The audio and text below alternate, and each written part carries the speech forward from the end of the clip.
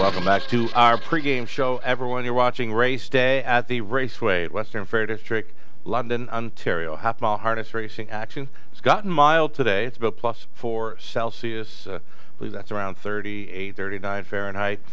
Sunny skies, so the track softens up a bit, but I believe we're good to go. HBI play of the day for tonight. We're going to go up to race number 4, looking at a second-time starter, number 4, DM John Wick. He sat 8th last time, but closed up really well and was up on the wide side. He didn't do it easy. Closed up on the wide side, passing horses to finish 4th, and does show that he's capable, I believe. I'm expecting to get some decent value on him as well. He's 7-2 in the morning line. Number 4, DM John Wick.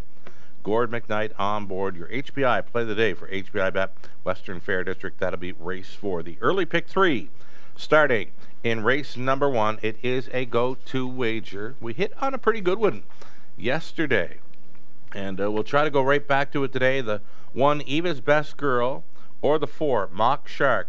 In the center, post 1, Doug McNair stays on to drive, and he was a winner with that mare last time out at the added distance. In the race 2, it's a 2, 4, and 5. All 3 showing decent form right now. You've got Test Ride for Kerr, Black Vinny for McGuire. He's gone better for Justin Darling. Third race, we'll round it out with a 2, 3, 4, and 5. Early pick 4 starts in that third race. Going to use the same 4. And then, of course, we're on to the inexperienced type pacers here. All over the 4, DM John Wick as the play of the day.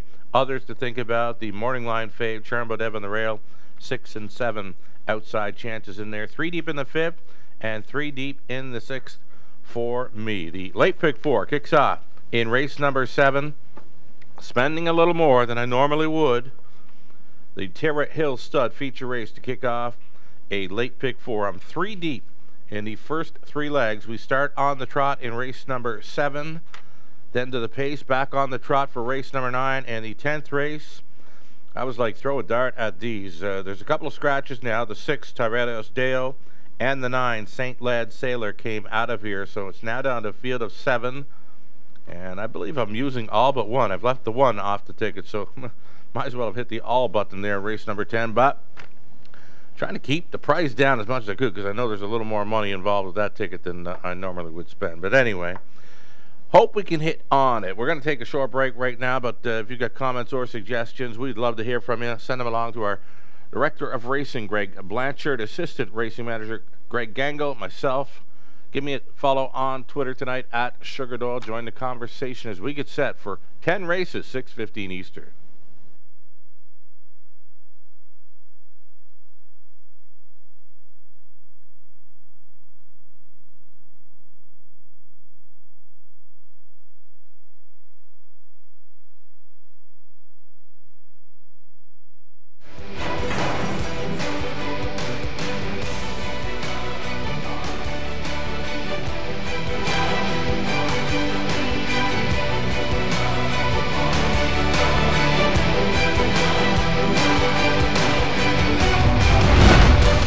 HPIBet.com. Access, rewards, and more. Hey, welcome back to the pregame show, everyone. You're watching Race Day. Raceway at Western Fair District, London, Ontario. Half-mile harness racing action. I'm your track announcer, Shannon Sugar Doyle. We've got 10 races featured tonight. Again, we're under clear skies, mild conditions. We're above 0, so the track has softened up somewhat. The sun will go down. The track will tighten up a little more, so we're expecting some decent conditions for racing tonight.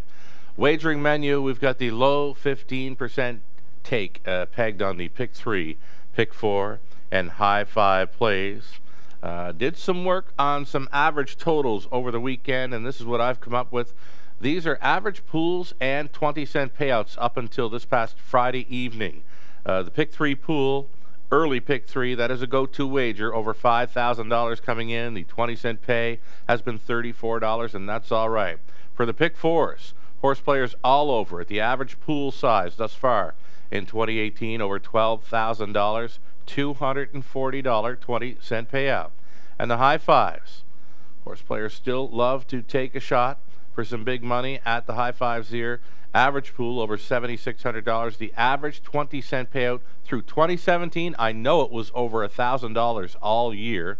And already in 2018, the average 20-cent payout for the high five ticket, $1,056. Alrighty. Who's been hot at the Raceway? As far as drivers go, Scott Coulter just shoved his head into the lead there. He had 3 winners last night, so Scott Coulter now topping the driver win standings thus far in 2018. Nick Stewart, Rob Shepard, right there with him. Bob McClure splitting his time between Woodbine and the Raceway. He's into the mix as well, Alfie Carroll. Over on the trainer side of things, Patrick Shepard still loose on the lead for trainer wins. 17 victories here in London. Lindsay Kerr has certainly picked up her game in recent weeks. 10 victories for Lindsay. Tim Myers sent out a pair of winners last night. A really nice mare he races here, and one of the nicest winter racing horses I've seen in years. Release the Magic. You look through her program lines through the summer, she doesn't like to try a whole lot, but tell you what, when the winter cools down and you got those winter-like conditions, she responds in a big way. She was a very sharp winner last night. One of Tim Myers getting to the winner's circle. One of 2 Tim Myers starters getting to the winner's circle there. Kyle Bossens, I believe, has the best average thus far for trainers 2018. Colonel Schneider Jr. rounding out the top 5. So it's time now for another edition of Wednesday Rewind. Now, we've been having some fun with this. I have fun because I go back and I look from the replays we see on YouTube from years ago. We're going to bring back a clip which will show Canada's first ever $1 million horse race. Now, this is harness or thoroughbred. There had never been a $1 million horse race up to this point. It's the 1987 North America Cup from Greenwood Raceway. I know I've had some guys sending messages in, you got to show a race from Greenwood. Well, this is a really good one. Earl Lennox was hosting the TSN broadcast this night. It's John Craik with the call upstairs. Turn it up. America Cup, $1 million on the line, and there they go. They're off and pacing. Jake Lobel drives out at the rail. In between horses, they move around the far turn. That's Bomb Rickles, and from the extreme outside, 3 wide, Stage Door Stevie going with them now. Those 3 as they move around the far turn, and Jake Lobel wants the lead. Stage Door Stevie up on the outside is second. Bomb Rickles is third. Frugal Gourmet found a spot at the rail early, is situated 4th as they move over towards the quarter-mile station. Rare Review is 5th, and Jake Lobel takes him past the first quarter, 27-3. Stage Door Stevie on the outside second. At the rail in third as they move in front of the grandstand. That's Frugal Gourmet. Rare Review is 4th. Log is on the move in 5th.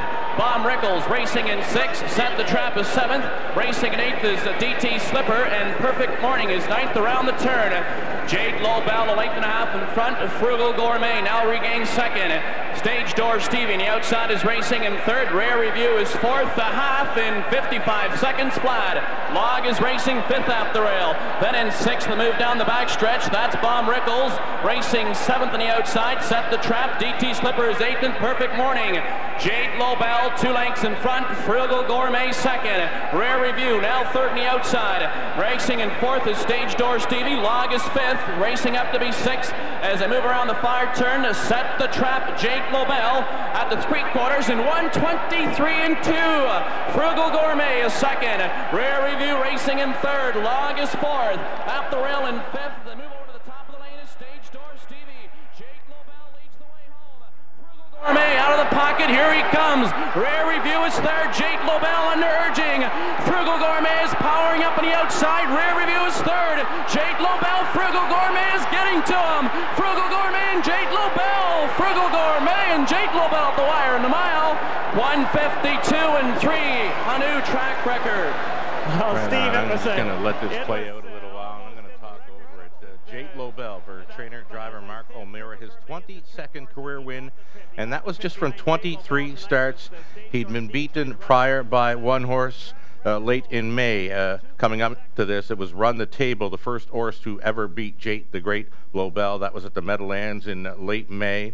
So for Jake Lobel, he'd go on to earn $2.2 million on the racetrack before retiring to Stan Stud, siring $1 million winners Riyadh earned $2.7 million. David's Pass 1.6, Gothic Dream 1.5, Village Jasper $1 million earner as well. He was a $20,000 purchase by Joe McCluskey Went on to share ownership with Kentuckiana Farm. Quite a story on him, really. Jate Lobel just holding on to edge out Frugal Gourmet. I believe they're going to show a stretch drive here of a slow-mo. It was that close. Again, working the broadcast here for TSN on that night was Earl Lennox, so that had John Craik up in the announcer booth with a fabulous race call, and here they are. So Jate Lobel on the inside, he's 1-5. Frugal Gourmet is 30-1. Trevor Ritchie on board Frugal Gourmet. Mark O'Meara on board Jate the Great Lobel, and couldn't get any closer, but Jate Lobel, he came out on top.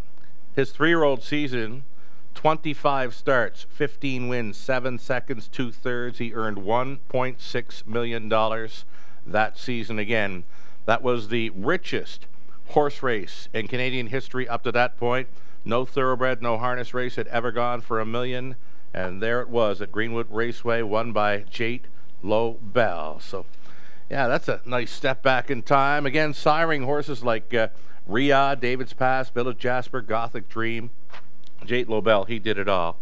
Let's go back down and talk to some Banquet info. Talking about some Banquet info for this coming Saturday evening. Tonight on track will be your final chance to get an advance ticket for the $40 price in the race office. After that, tickets no longer will be for sale until at the door on Saturday evening, where they'll be $45. You can still save on a table of 8. Your last call to get a table is tonight as well. You can save on a table of 8 for $280. It's going to be cocktails, dinner, the awards, and a fabulous dance to follow. I'm so looking forward to it. It's always a great time, and likely another sellout. I believe the ticket sales are up around 300 right now, so there's still time. If you're getting a table, you got to book it tonight. If you're getting an advance ticket, you got to get it tonight. Otherwise, it's at the door only. Let's go back and do some recapping now on some Pick 3 and Pick 4 playing. Back to race number 1.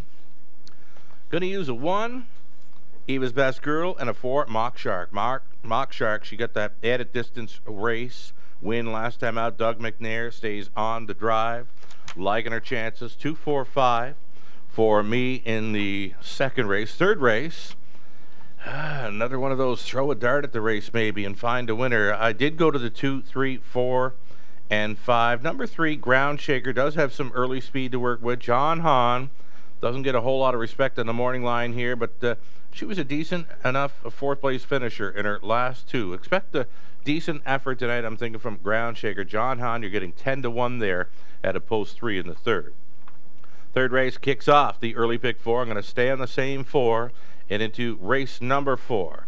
Charm Dev on the rail, the morning line favorite. Then you've got J.D. Murdoch at a post 6, just missed last time out. Some steering issues involved with the 6 last time. The upset winner was 7, Sportsman of the Year for Todd Aborth, winning at 16-1. You won't get that kind of value on that one tonight. If there's a value player there, maybe the 4, D.M. John Wick, was sitting last in his career debut and came on to pass a bunch of horses, finishing 4th. So he learned lots. If he can sit a little bit closer, I know he's got that great late kick to work with, using that one as the play of the day. 3 deep in the 5th and 3 deep in the 6th for me. So Long Sugar on the rail. Bag of Cards to follow that one out. Warwee Speedy was a beaten favorite last time out. Byron on for Winnicott, the 9 in race 6, a must play. Late Pick 4 gets underway in the 7th. Spending a little more, spending a lot more maybe than I normally do. It's 3 deep for me in each of the first 3 legs, and then you get up to race number 10. A couple of key scratches there. The 6 Tyrellius Dale came out. The 9 St. Lad Sailor also out of there. And that leaves me going to about 6 of them. The only one I left off the ticket was the one I love what I do, and it's Colin Kelly in the bike. So I may change that up as we go through tonight's card. We'll see if anything else comes in for changes. Maybe the all button in race number 10 is just as good. We've got the cameraman standing by. Ginger, just wasn't her day or your day yesterday. She took back. She races better from off the pace, or from on the pace, that is. And like I said, from second to last there last night. No shot for Ginger. What do you got for us tonight, Trev? Race 1, number 4. Our cameraman, he hasn't seen much. of Doug McNair since his return to London, but I believe he's been liking what he's seeing. Doug McNair, a winner with Mock Shark last time, and he's going to go right back to him here in today's opener. Best of luck to the connections of Mock Shark, and good luck, cameraman, trying to get one there. All righty, closing boards, always free. Programs, selections, video replays, ticket ideas, and more. It's all on our website, westernfairdistrict.com/raceway. I believe there's some early coverage through TVG tonight on our program, and of course it's full card coverage on HPI if you're with us on track or from wherever you're catching the Raceway action from. We're glad you're with us. Give us some thought and take a shot on some of our races tonight. Good luck.